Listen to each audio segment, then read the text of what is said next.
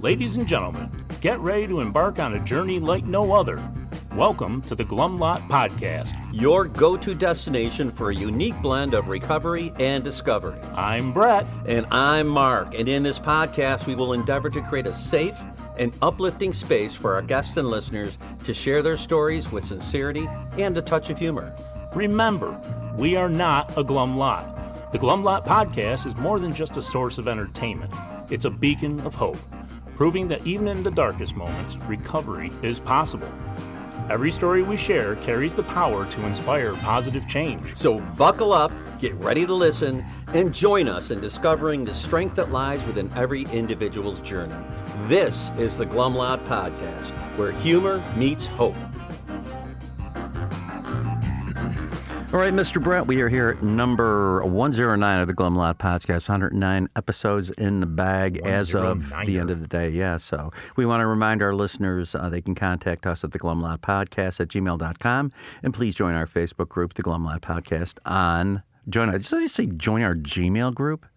Join our Facebook group. Yeah, Facebook, whatever. It's fine. At the Glum Lot Podcast on Facebook. And if you have any ideas for a guest, please reach out to us at that Gmail address. Again, it's the Glum Lot Podcast at gmail.com. Indeed. So today I wanted to talk a little bit about mixing up your meetings. And what that means for the newcomer is a lot of times we go to the meetings of convenience, those that are super close by. Yeah. We find meetings we're comfortable at it. Yeah. And we tend to gravitate towards those meetings, of course. Obviously. Just like we used to. It's kind of like going to a bar. Yeah. The bars that were close, we didn't have to drive so far drunk. And where we found a friendly, bartender or friendly patrons, that's what we like to do. We're comfortable. As humans, we do search out being comfortable, don't we? Absolutely. The important thing is in AA, it can get a little stale, so it's important to get out of your comfort zone. And for me, that means going to meetings that I've never been to. Yep.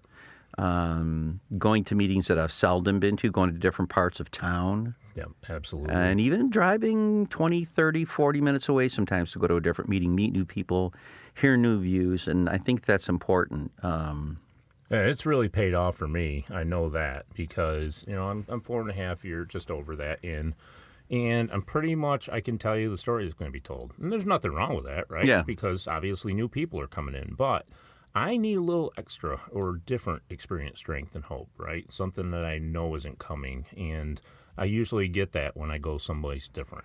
Yeah, and for me, if I feel like my program has plateaued a little bit, and I'm doing 3 meetings a week. Monday I go here, Wednesday I go here, Friday I go here.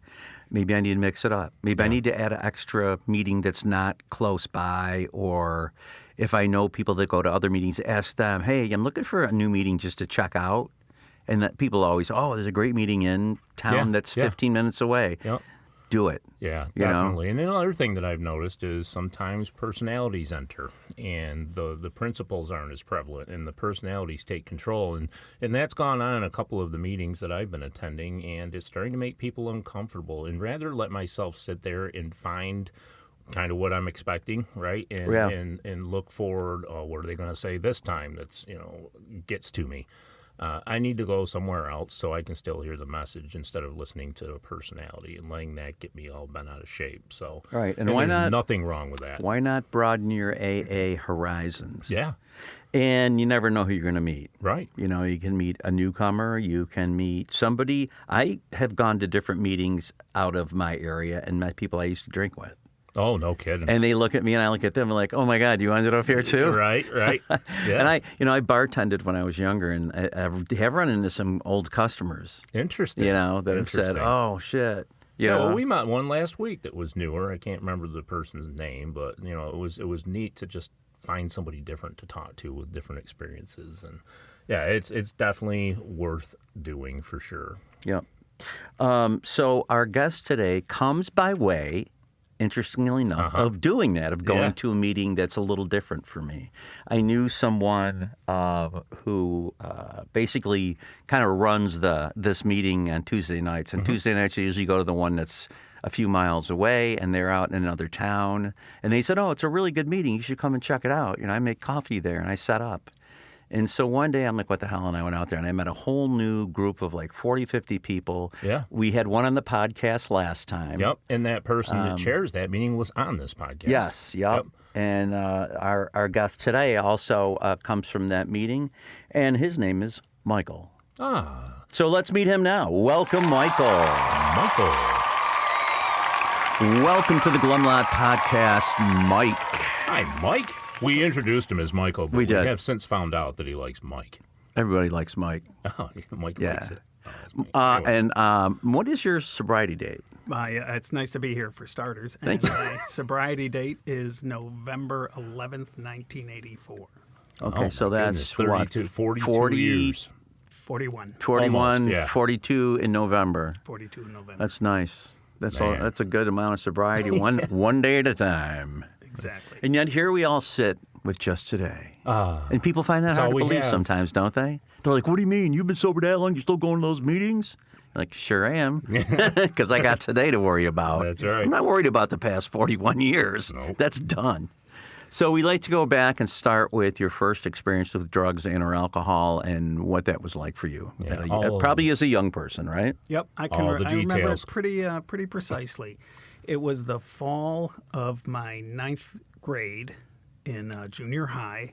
I was with 3 buddies. We were at a party, and one of them lifted a quart of Boone's Farm apple wine Ooh, boom. out of the fridge in the basement. Booms. Yeah, we started at the top, and I had about a quarter of that and maybe half a quart of beer, and it was enough to tell me that this was a good thing. It made me feel different, a little more bold at the party, and just it was a good feeling, but not so much that it caused a problem. So was that something you felt you struggled with as far as, not being part of? No. Okay. I was It just not. gave you I extra wasn't subdued. superpowers. Yeah, it was. Yeah, it was. It was a continuation of how I was anyway. I wasn't bashful, shy. But you like the effect. The effect was good. Yeah. Yeah. I did like the effect. So, okay, so you're in 9th grade. Do you say, that was good, I want to do that again? Yes. And within probably a month or so, we got somebody to buy us, and we decided to mix it up a little bit. We got Boone's Farm Strawberry Hill. Yeah, Is I that think the name that's of it? right. Holy cow. And 4 of us, with that one, we each got a bottle. And in that case, I did. I think we all 4 ended up throwing up. We went out in the field and drank the Boone's Farm, and everybody got sick, I think. And that just stopped everything stopped after that, didn't it? Yeah. Well, it wasn't so bad. Later on in that 9th grade, I learned a little something. I'd had in shop class, I was monkeying with a lathe, and I pinned my thumb between the lathe and the tool rest. And that hurt pretty good, and I had got it bandaged up and everything. Well, that Friday night we went out, and I, was kind of holding it in a sling. We did some drinking, and the pain and the discomfort of my thumb went away. So I knew that it had some medicinal value. Of course. So that was good too. Yeah, there was a lot of alcoholism grown on Boone's Farm, apparently, because that is a starting spot for a lot of people. Yeah. It tastes like Kool-Aid. Cheap. Yeah, Yep. cheap, gives you a buzz. Most people puke. Doesn't but- have that horrible taste. So you're in high school and you are kind of falling in with what everybody's doing, right? Everybody's Very much. experimenting. Very much. Everybody and- was new to it. Certainly the 3 guys I'd started with, we were all new to it, and it kind of continued. We did it. We weren't clamoring for it every weekend. We were living our regular lives and riding our bikes and all that stuff, and it just. But when the occasion came up, we would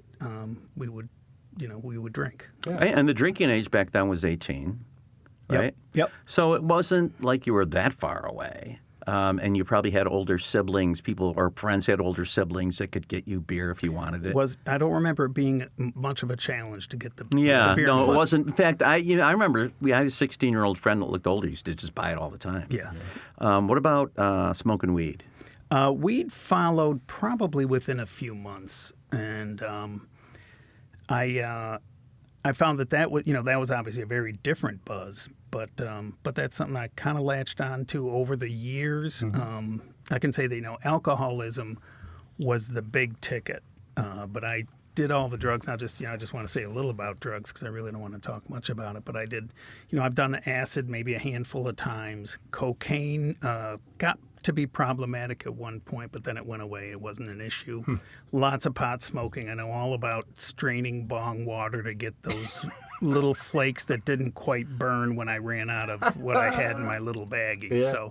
So yeah, I mean, I knew I did all the embarrassing things of smoking pot. Yeah, but if you're like me, your first and best love was that buzz from alcohol. Everything else just kind of went along with it. Yeah. And in fact, with weed and coke and all that, I never did that if I wasn't drinking. I was always drinking when I did that. Yeah. And that's the only way I ever really enjoyed it. I remember getting high without drinking, and I was just a fucking paranoid mess. And then I had a couple drinks, I'm like, oh, thank God, I'm back home. I'm back to safety, Yep. Did you have any issues in high school? Any repercussions or anything? It's funny. I was a good student. I was in the top 25%. I wasn't a great student, but I was fine. I kept my grades up. One of the things that helped is the crew I hung with, including the guys I drank with, were all sensitive to our grades. Hey, what'd you get on that math test? And we do a little competition. So it was a healthy group I hung with. But I remember I got 2 detentions or 2 bad midterm reports when I was a junior in high school, and I thought this isn't me. I intercepted them from the mail, so my parents didn't break their hearts. Did that? But but that was a bit of a wake up. It said, and I knew exactly. I knew it was from the the pot smoking and the drinking. So you had that realization. Yeah. Now I know that in drinking and smoke, just that whole culture, we kind of find our people. We gravitate towards people that do that when we're doing it. Yeah. And was that the fact in your life too? Well, we all kind of grew together. The guys that I drank with were guys that I, went to Cub Scouts with, literally. And so we all just kind of grew into it together all through high school. It was every now and then, and there was a lot, plenty of puking. I mean, we went to a camp one time and we had gin, and that was our first introduction to gin, but we had a lot of it. And I think everybody got sick. Right. And yucked it up the next day. We loved it, but we were responsible too. This particular time we brought the gin in our backpacks and we'd ridden our bikes 40 miles to get to the camp, so we were doing healthy stuff and then semi-rewarding ourselves. Rationalizing it even then. Yeah. We biked 40 miles to go to a vomitorium. Yeah. But those are all the war stories. Yeah. And the pats on the back. And remember the time that, We still do. We still remember the times and we still talk about it. And so, that's part of falling in love with alcohol without really knowing you're falling in love with alcohol. Yeah. Is you love the effect. You love the camaraderie you build with people. You love the stories, the craziness. You're building this bank of lore, and it just seems all well and good. And I think it does for a lot of people that just aren't alcoholic. They just do that when they're younger, and they move along, and we don't. Yeah. We still chase that.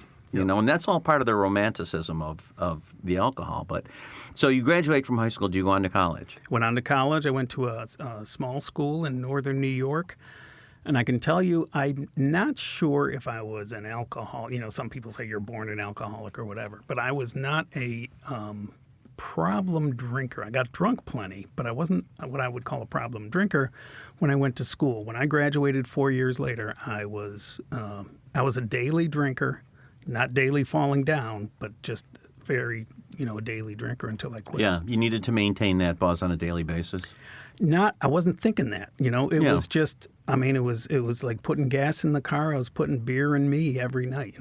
I talked about the gin and the Boone's Farm, but I probably got drunk on other than beer maybe a dozen times. Oh, okay. So you were a college beer drinker. Yeah. All the other times were beer, and. I just did. Sometimes I would stop and get a 6-pack. I'd only drink 2 or 3 that night. Sometimes it was off to the races, and sometimes it was in between. I just did. I never thought I'm tense. I'm going to drink. Okay. I feel, I'm nervous. I'm going to drink. I never thought that. I just did. Did it? I mean, when I got home from work, the fridge went open. If I didn't stop on the way home and get a 6-pack, and that's when it became a way of life. Yep. One of the things, I had a couple of comeuppances in college. I remember my freshman year. I remember drinking on a Tuesday night and getting drunk. And I remember drinking on a Saturday afternoon and getting drunk. Things I hadn't done in high school. But, that's nothing unique about a college drinker. But I remember one, say, Thursday, and I said, okay, I got that test tomorrow. When that test's over, I'm going to do some drinking. The problem was Wednesday and Tuesday prior, I had done some drinking, So the reward of drinking disappeared. It wasn't special anymore. It was just a way of life. Mm-hmm. And so you graduate from college, right? Yep. 4-year degree, or do you go on for a master's? 4-year degree. I have a master's in math. Okay. And so you go out and you get a job? When I got a job, I was working for an insurance company. I was an actuarial trainee, which is what people who are okay at math can do. Mm-hmm. And that's my major was math. And I started out with the Travelers Insurance Company in Hartford, Connecticut. I hit the big time. I mean, I had an apartment. I had making decent money, and living by myself. I had no family or anything there, and it was good. But when I was drinking alone, I eventually, after I moved back to my hometown soon after that in central New York, and worked for another insurance company, stayed as an actuarial trainee, working to become an actuary. And it's one becomes an actuary not unlike a CPA where you take a series of exams or a doctor series of exams.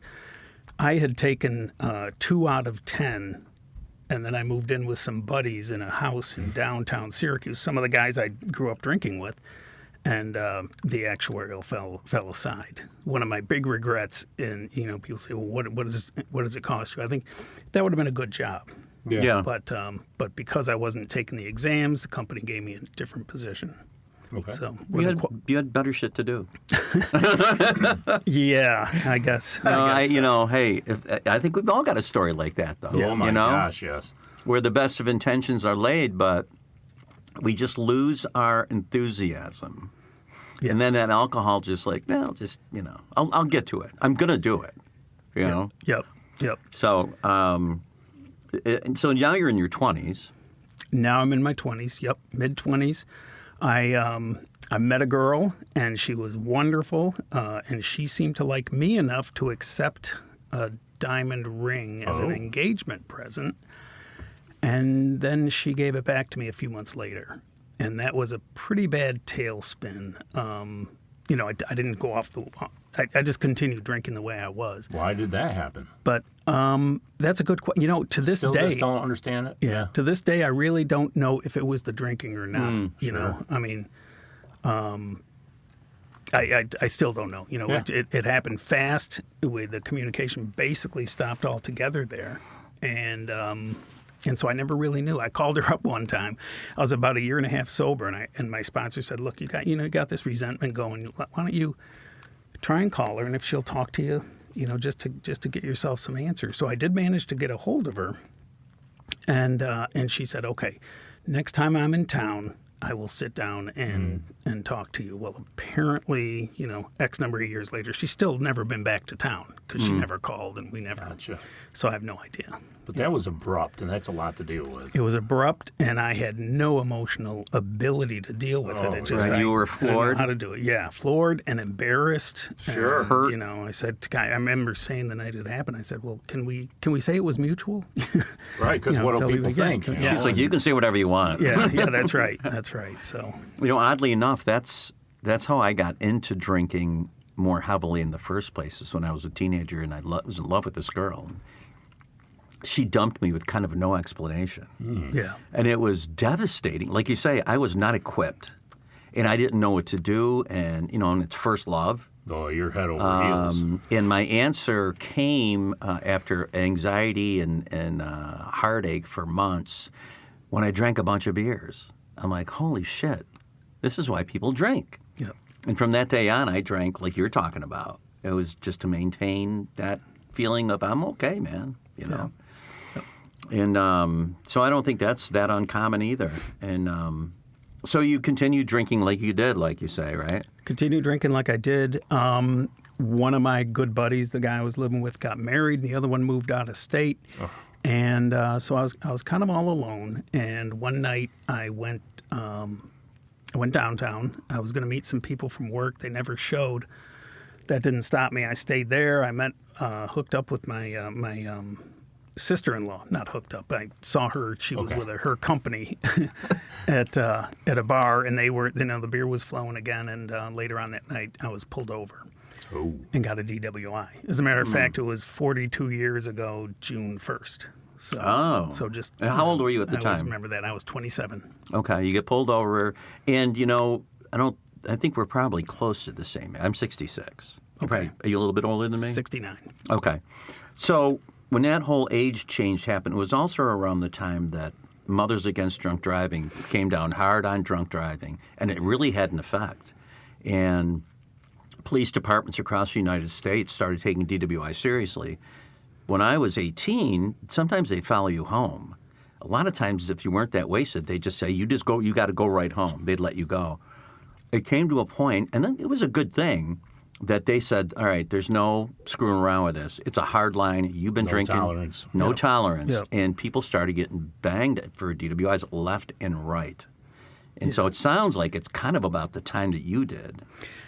Mine was probably pretty easy for them. They caught me doing a K-turn on the entrance ramp to one of the freeways. So that kind of tipped them off. Nothing left to interpretation there. You changed your mind. It was great, yeah.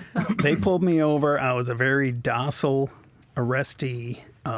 They could have made a DWI training film with me. I couldn't touch my nose. I, didn't walk the straight line. And then it cracks. I still remember when they said, okay, can you say the alphabet? Mm-hmm. And I thought, okay, good. This is going to get me out of this. And I screwed up on K, Yeah, J, in your head you're fine. K, L, something. Yeah. And, and the rest of them. Uh-huh. So at the time, you're quite buzzed, right?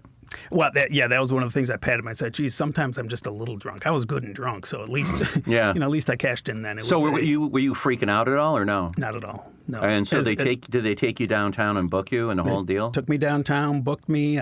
My brothers came and picked me up and took me home, and then that started. That was the beginning of the end.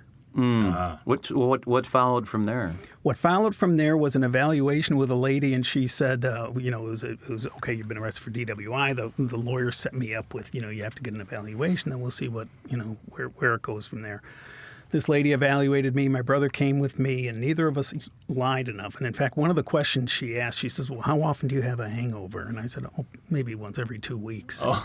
And she did, she did one of these, backdrops, like, "Wow, that's a lot."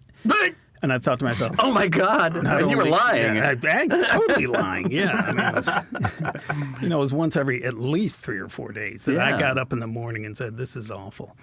So then she said, it could be early stage alcoholism, which is a horrible label to give to a superstar. I know. So what that's bullshit. Give me some credit, man. Yeah, really. So I had to go to counseling.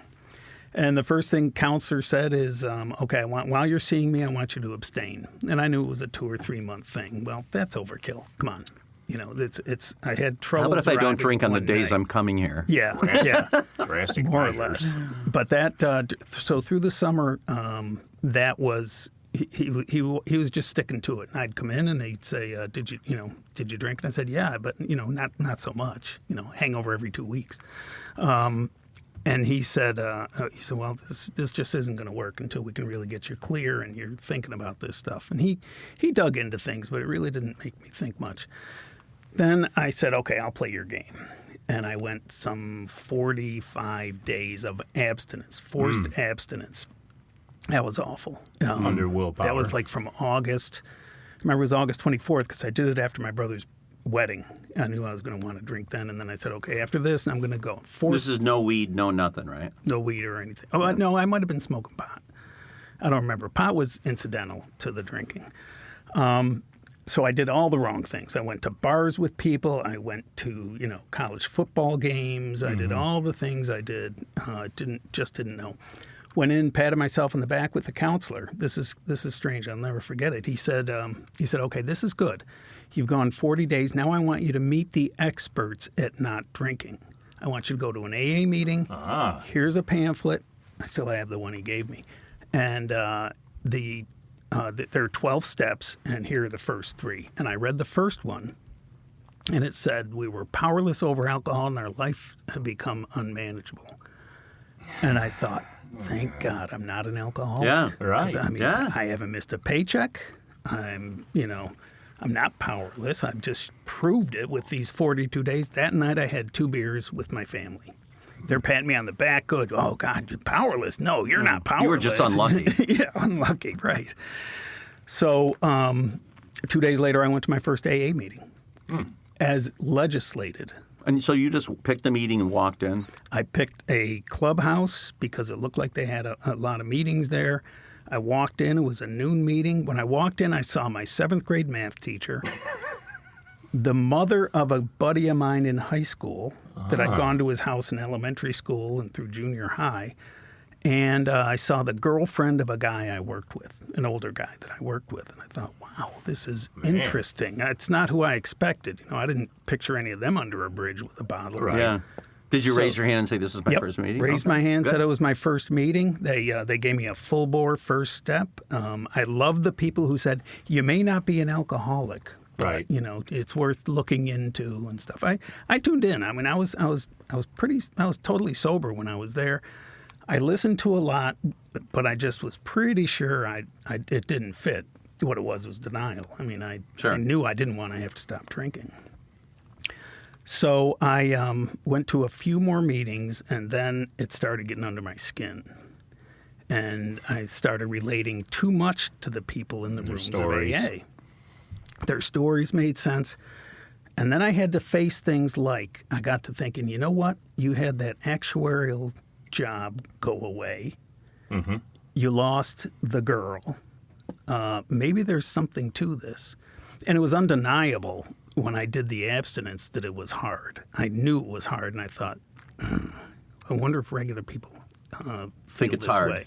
Yeah. But what really got me at the meetings was when they said the distinction between normal drinkers and us. And I hated that. I knew I wasn't normal. And I thought there's only one other option. So after this is... If there's any newcomers happen to listen to this, they may need to go over this with their sponsor because it gets a little complicated. It's still complicated for me. I found myself during this period, after a few meetings, after some drinking, some 2 or 3 days sober, a little more drinking, I'd tie one on, and late that night when I'm drunk and it's 11:30 and I got to get up at 6:30 tomorrow and I got to go to work, and at 11:30 I'm thinking I've got to stop. This is crazy. I've got to stop. The next morning I'd wake up and I'd think, oh, I feel awful and I've got to stop.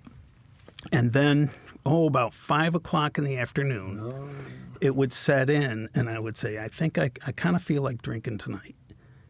And my reasoning went like this. The drunk mind, the hungover mind said, stop drinking. The unchemically impacted mind says it's okay to drink.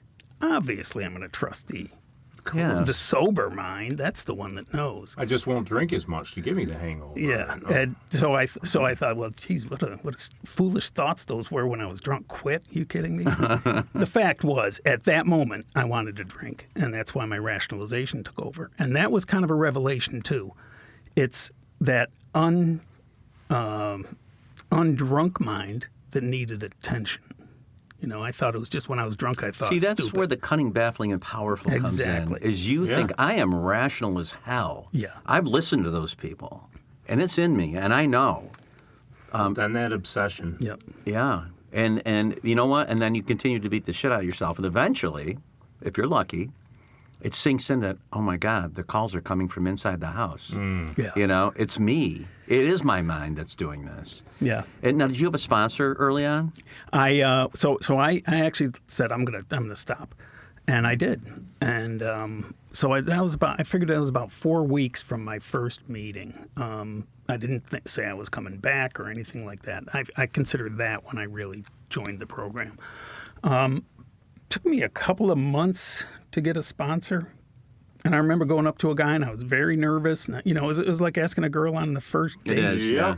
It really was. And I said, will you be my sponsor? He says, tell you what, let's get together, let's talk, and if you and I can communicate, sure, I'd be happy to help you with your program. And it did. We worked. I did a lot of stuff with him, and he worked me through, walked me through the program, and he lived it well. He just passed away earlier this year. But we were good for probably 15, maybe 20 years. Wow. I didn't lean on him a lot, but I called him very regularly. I saw him at meetings very regularly. And then his life, he got married, he had kids, and we just kind of drifted apart. He stopped going to meetings. But from the time I came in with that, that revelation, I've been good for at least 5 meetings a week, and usually more. It's a default for me now. Yeah. And it's not unlike the way I drank. I just kind of drank. Now I just kind of go to meetings. It's not every day at 7:45 I'm thinking, I need a meeting. I just go. Yeah, that's good. It's just you're lucky. Yeah. I know. I'm very lucky. A lot of people don't have that. And when I'm out of town, I go. I just go. Yeah. And people who know me, like my wife, know I'm gonna go. Yeah. So I told her, I was told her I was doing this, and I said I might hit a meeting on the way home, and it doesn't even faze her. She's pretty happy. Yeah, absolutely. Thank God. Stay away. Yeah, right. Let me ask you this: what was your experience in the early days with Step 2 and 3, and the whole spiritual part of the program? Easy. I was raised Catholic. I had a just in case God. By that I mean I believed in God just in case He's really there, and I don't want to go to hell. So I was good enough to do that, and I went to church.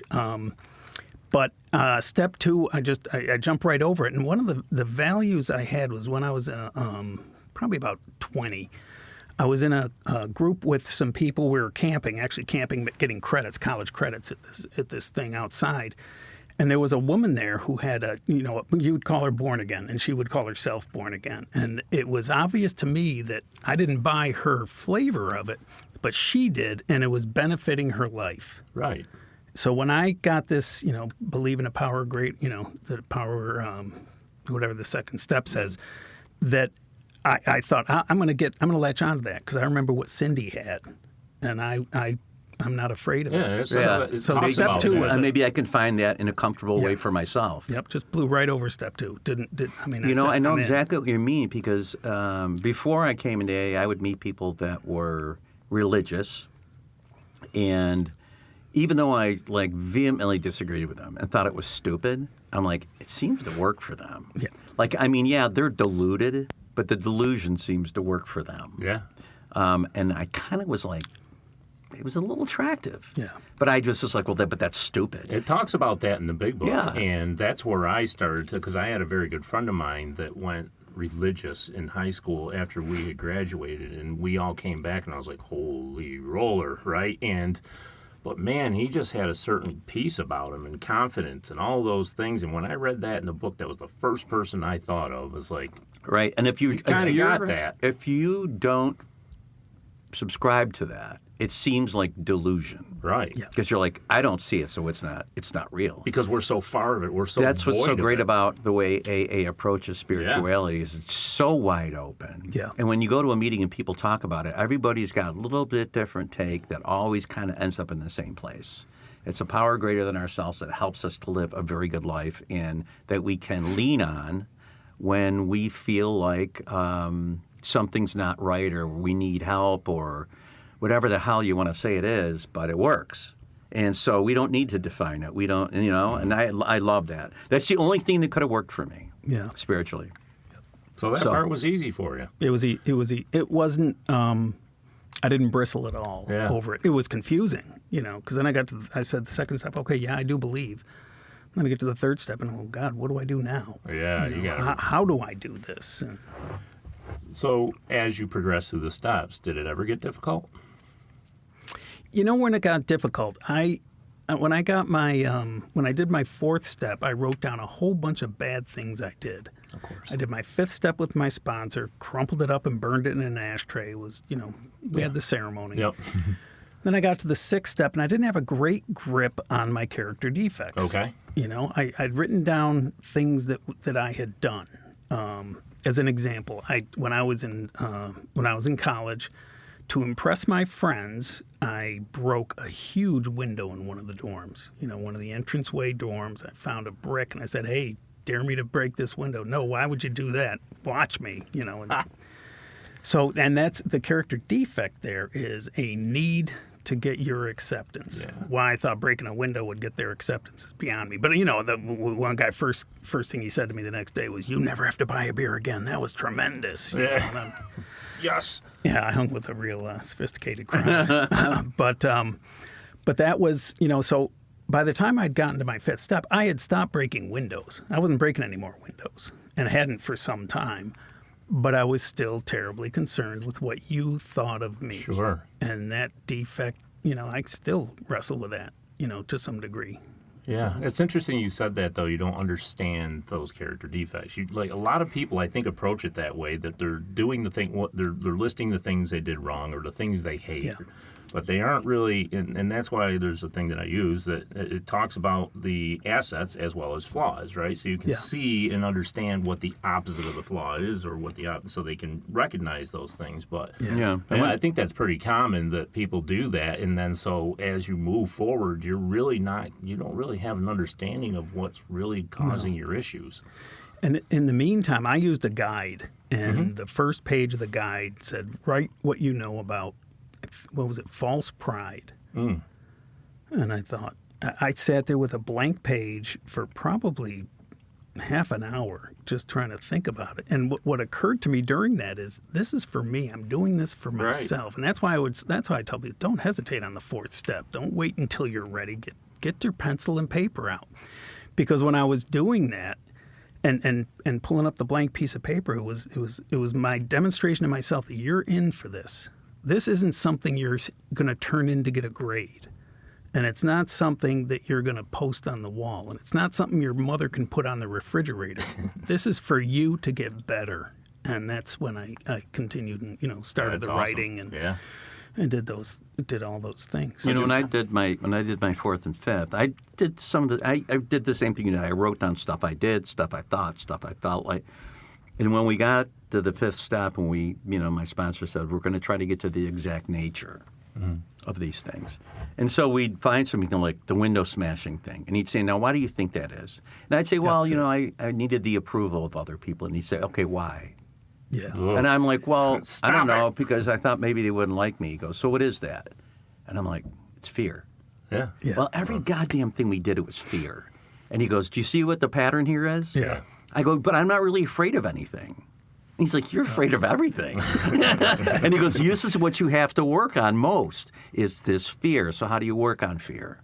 You start to feed faith, and that it's going to be okay, and that you don't have to be perfect, and you're not going to be everybody's cup of tea. Believe it or not, I am not for everyone. Yeah. And I've accepted that. Took a little bit. Yeah. But I want to be, even people I don't like, I want them to like me. Yes, exactly. And so, it's these, we learn about ourselves, and then you kind of end up laughing at yourself. You're like, look at me. Look what I'm doing. You know what I mean? How did you feel about yourself after all that exploration, once you really got down to it? Oh, I was good. I felt pretty good. I mean, for one thing, the stopping drinking, and I knew it was the right course. I knew I was on the right path. I knew AA was a terrific guide to help me get forward with this. I mean, I just knew it was the right thing. So I was feeling pretty good about that. Yeah, and you had a full understanding. I was still dating people. I was, improving my relationship with my family, with everybody, with my friends. And so when it came time for 6 and 7, you really kind of. I kind of floundered. I just, okay. my sponsor wasn't a huge, let's climb into the steps. He was big on, he kept it simple. I think he was the first one to tell me, what is it? Help others, trust God, and clean house. Kind of. He came from that ilk. We didn't read the book together. I read the book, and I went to step meetings, and I went to big book meetings. So that all helped. But I guess I felt like I was doing 6 and 7. I did pray to have them the defects left, but that feels pretty ongoing to me. But for anybody listening, when you do your 5th step, seek the nature of the wrongs, because that's your list of defects. Yep, for sure. So. Yeah, my original thought was when I first looked at the steps before I started even delving into them, 6 and 7, I'm like, I'm going to ask them to be removed, and they're going to go away. And so I started thinking of these as like the flyover steps. Yeah. Okay, whatever. Oh, it's only like a it's hocus paragraph in the pocus, book, right? Yeah, but what it really is that's really where the work is, and it is not super defined for each person individually. You got to figure it out. Yeah. Hopefully with the help of a sponsor by bringing up topics at meetings. But for me, and like you say, it's ongoing. There are things that I have begun to resolve after 36 years of not drinking. I'm just starting to resolve them. It's a life's work. It really is. Yeah. And it has to be, to stay one day at a time. And so, so did you have occasion after a few years to start working with other people? Yes. I haven't done a whole lot of official sponsoring. And the reason I say that, I've got a couple of guys who claim to be my sponsees. I spent a lot of time with them, with them, but somebody else got to them for their 4th and 5th step first. And so I really didn't do that. And I'm available to them. But, I don't really, I see them, but we don't, they know they can call me if they're thinking of drinking, which they're not. I mean, these people have, 12 and 15 years now. I'm open to it. I just, Good. I think I see a lot of newcomers at meetings, and I'm thinking, tap into me. Don't you know what you can gain? Don't you know who I am? Well, you know what? My feeling on that is I walk up and I offer my handshake and I tell them who I am and I ask them what meeting they're going to next. And I feel like if it's going to happen, it's going to happen. Yeah. And it has, a lot of times. I've never asked anyone to let me sponsor them. I'll tell you a really funny story, though, that happened to me at a meeting. This guy... It was a meeting, and this guy came in, and he was like in really good shape, really good-looking guy. He had a great-looking chick with him. I'd never seen him before. He comes into the meeting. Is this your first meeting? The guy's like, yeah, it's my first meeting. And then he just starts talking. And this guy was like cocky, big ego. Well, I drink a lot, and I figured it was time, I take a look at this, and, it would be wise for me to... I'm thinking, Jesus Christ, what is this guy talking about? And as the meeting goes on, he's cross-talking, and he's very into himself, and... He liked my message. I know this because he came up at the end and he pulled his business card out. He goes, here's my card. Give me a call if you want to sponsor me. And I'm like, holy shit. So I just dropped in the shit can. I'm like, this guy is not ready. Not there yet. Give me a call me if you want to sponsor me. So, please, can I sponsor you? But you don't have any reservations towards it. No. None at all. That's awesome. None at all. And I've got a lot of experience, strength, and hope in some things. Other things I don't. I was talking to a guy recently who's just got a fresh separation and he's going to be going through a divorce. I don't got anything on that. Right. That's not something I have experience with. So, but the not drinking I can do, and I'm pretty insistent on meetings. People, well, what do we do now? Meet me at a meeting, and we'll do it from there. And then if it leads to the book and things. So no, I'm not against it. I just, like I say, I'm an extremely untapped resource. Yeah. So. Yeah. Well, for anybody that's listening, we're tapping you. Yeah. So in if our you're 57 struggling, countries, he's open. Can you talk about your life in sobriety and how different it is? Yeah, let me tell you back. a little bit about the fellowship. The fellowship was huge and always has been for me.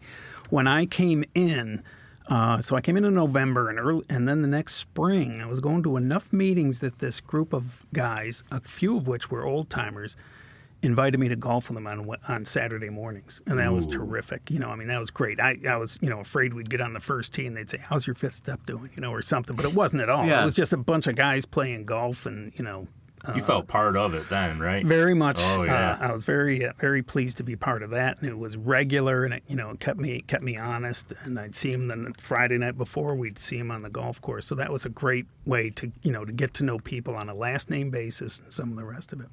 The other thing that I did want to back up to the 3rd step because something huge happened to me when I started on that. I thought, how do I, what's turned my will and my life over? What does that all mean?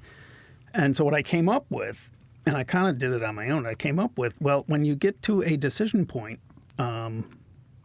what would God's will be? Which side of the decision, or which fork in the road might you take?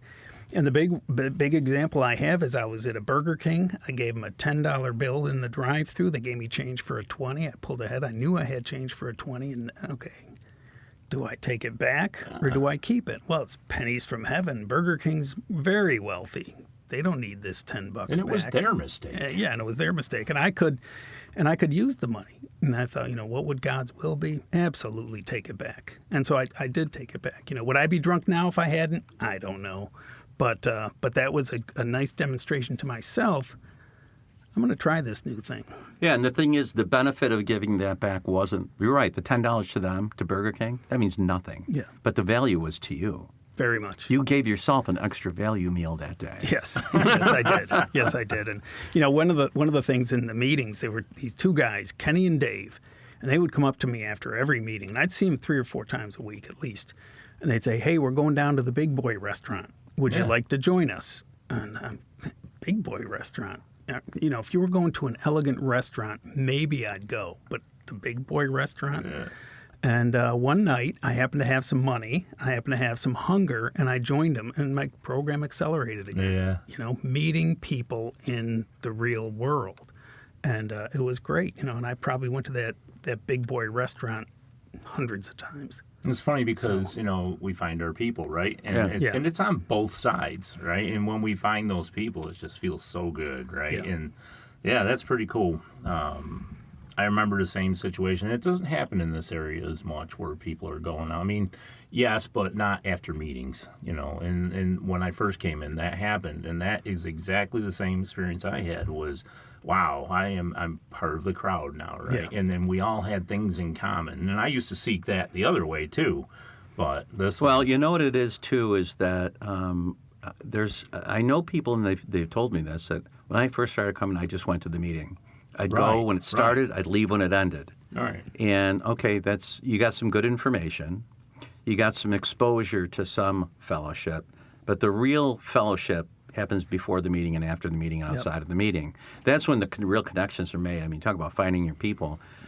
And Brett and I have found that, too. Oh, but it's like if you're going to just go to meetings, it would be like just going to Barnes & Noble, buying the big book and reading it on your own. Yeah. Not having anybody chime in about it. And I'll never forget for me, that's not enough. It just doesn't work. Well, right. And I'll never forget one of the things I first heard was, if you're sitting in the back of the room staring at your sneakers, slippers, and loafers, that's exactly what you're going to turn into: a sneaker, a slipper, and a loafer. So, that's pretty cool. Yeah. Good.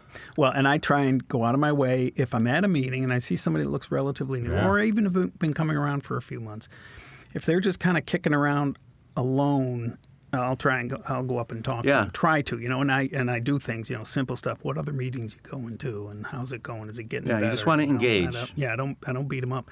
I was happy when I first came in, that we were still smoking in the rooms, and I was glad to have ashtrays to empty, chairs to put away and stuff, because that would give me a reason to kick around afterwards without just standing there. Yeah, hoping somebody talked to me. I don't want to look pathetic. I'm afraid of looking pathetic. Yeah, let me empty the ashtray. Yeah, right. It's a fear of everything. That's much better looking. Yeah. Brett and I do like a little couple-minute thing at the start of these podcasts, and today we talked about mixing up meetings, going to different meetings where you don't know people. And I was saying that's how I met you. Is I had met Pat through music. And he was telling me about his Tuesday night meeting that he kind of takes care of. And I'm like, I'm going to go out and check it out. And I met some really great people. Yeah. And now I love going to that I remember when Mike came up to me. Yeah. You were very welcoming.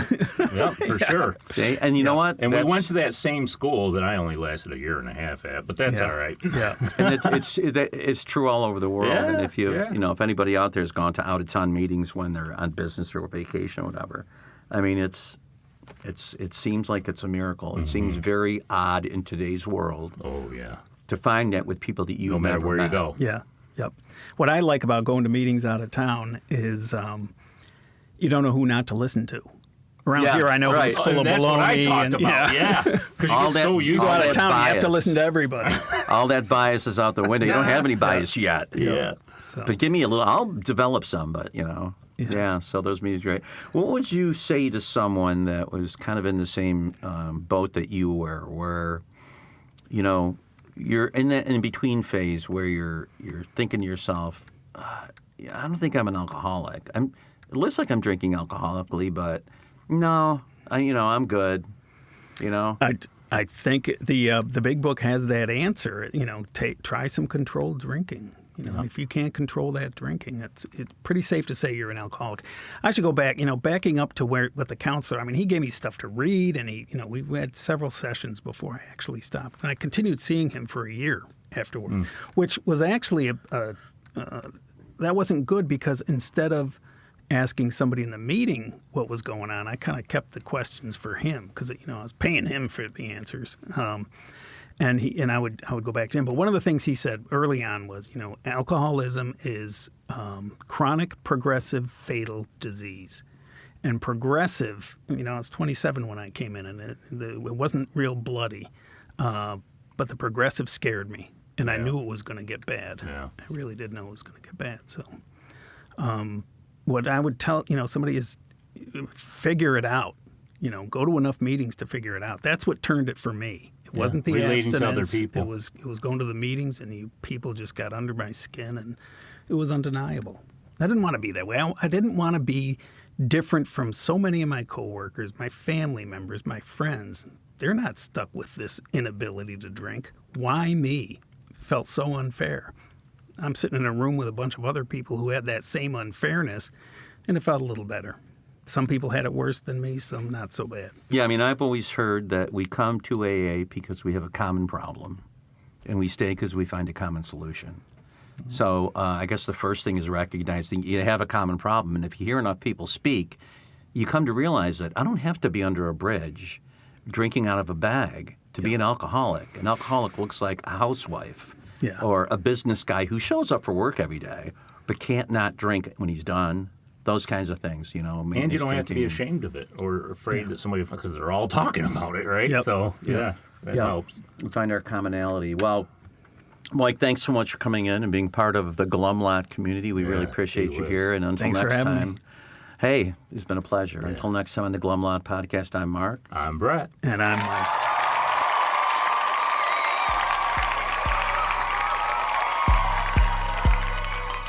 As we wrap up another episode of the Glum Lot Podcast, we want to extend our heartfelt gratitude to each and every one of you who tuned in today. Navigating the path to recovery from alcohol and other substances is a journey filled with challenges, triumphs, and self-discovery. Remember, we're not affiliated with Alcoholics Anonymous, but we're here to provide a safe space for open conversations about the complexities of recovery. Your stories, courage, and resilience inspire us and our listeners alike. If you or someone you know is on the transformative journey, know that you're not alone. Join us next time as we continue to explore the diverse facets of recovery. Until then, stay strong, stay connected, and remember that each day is a step towards a brighter, sober tomorrow. Thank you for being part of the Glum Lot community.